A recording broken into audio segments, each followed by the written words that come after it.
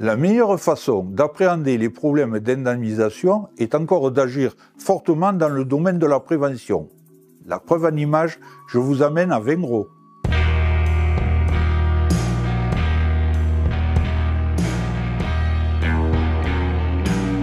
Donc là, tu prendras à droite au petit chemin. Là.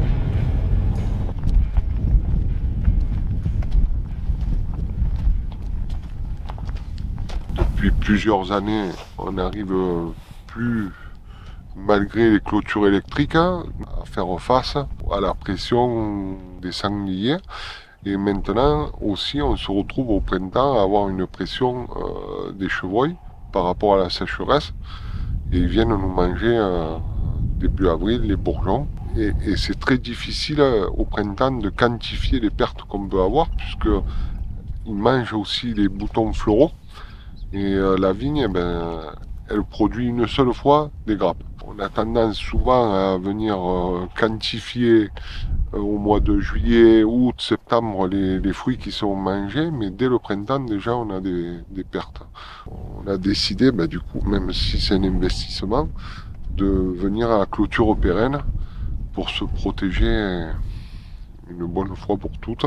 Et surtout aussi, il y a un coût de main-d'œuvre tout l'été qui est obligé de passer 2 fois par semaine au minimum, suivre les clôtures, voir s'il n'y a pas de soucis d'électricité, de fil emmêlé, de bon fonctionnement, quoi.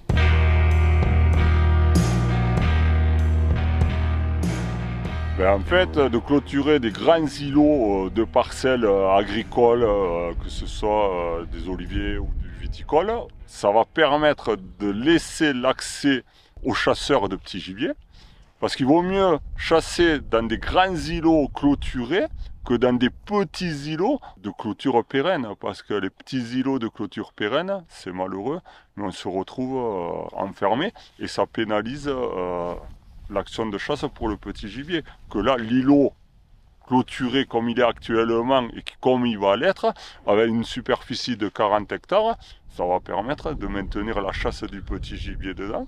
Ça ne va pas empêcher la chasse en plus, non plus.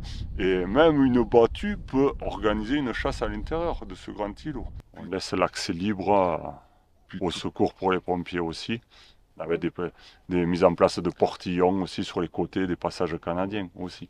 La fédération de chasse aide sur le matériel sur le hors-taxe, une enveloppe financière de 5 000 € sur hors-taxe plafonné, et en partenariat avec PMM qui aide aussi sur l'agglo de Perpignan.